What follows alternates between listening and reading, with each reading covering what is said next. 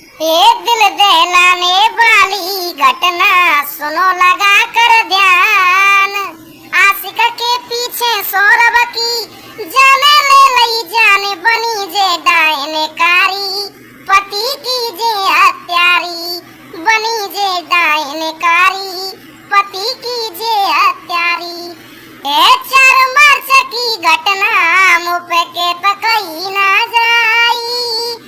सौरभ की लाश एक ड्रम में बोरी के संग बनवाई। चौंक गए सब भारतवासी, कातिल है मुस्कान। आशिक के पीछे सौरभ की जाने ले लई जाने बनी जे डायनेकारी। पति की जे हत्यारी बनी जे डायनेकारी। पति की जे हत्यारी। दिल दहलाने वाली घटना सुनो लगा